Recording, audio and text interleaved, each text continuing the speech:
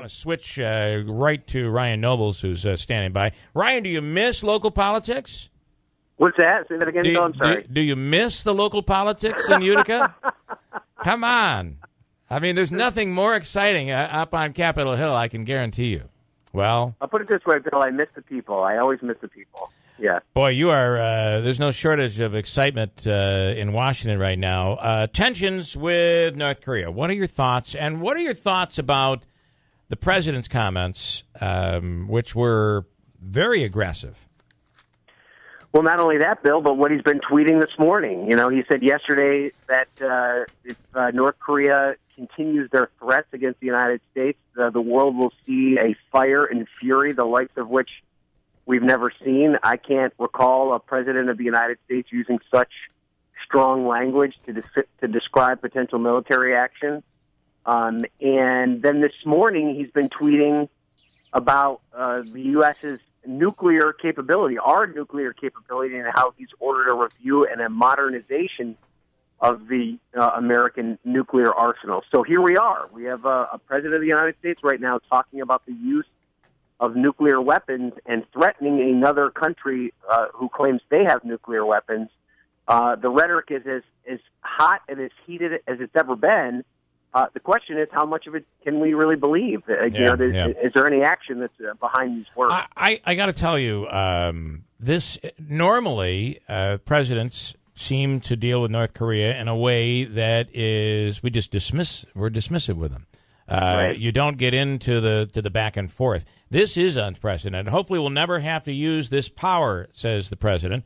But there will never be a time that we are not the most powerful nation in the world. I mean, it is, and this is one tweet after another this morning. He's on fire on Twitter. Well, and if you listen to what some of our military analysts said yesterday, the one I think of, who I think is one of the smartest people on television having to do with this is Rear Admiral John Kirby, who was formerly the Pentagon and State Department spokesman, who's now one of our military analysts. And the point he raised yesterday was what the president is doing with his words is he's raising North Korea to the same level as the United States. He's, even though he's being tough with his language, you're legitimizing them. Yes, exactly. He's putting them on the same level as if they, their actions deserve a direct response from the president of the United States. That's exactly what Kim Jong-un wants, right? He wants to be respected on a world stage. And even if you're criticizing someone, the fact that you would take the time, he made those comments during a roundtable on addressing the opioid crisis. So the fact that he stopped that to talk about it in front of the cameras demonstrates his thought process there. It's as scary as the language is right now. I just can't imagine if you play this scenario out, what the benefit there is to Kim Jong-un to actually fire one of these weapons. It would lead to global catastrophe for sure, but there's no scenario in which you play this out where he remains the kind of supreme leader of this nation that he currently runs the show in. Right. You'd have to imagine it's all saber rattling, but when you get into these conversations, I guess you can't take anything for granted. There's a new sheriff in town in John Kelly. I wonder if the comments made by the president and the tweets that are being made by the president today are something that was strategized. It doesn't seem it, but the words that the president used yesterday seem to be words that were crafted. What are your thoughts? Is this a planned strategy, or is this the president going off on his own? Well, we do know that John Kelly is in charge now. He's the chief of staff, and you would think in a situation like this, having a military hand right next to the president, his most trusted advisor, would be a calming influence. Yeah. And it's not just the fact that you've got John Kelly there, but you also have H.R. McMaster as his national security advisor. John Kelly's been there in Bedminster with him from the very beginning. McMaster's coming later this week.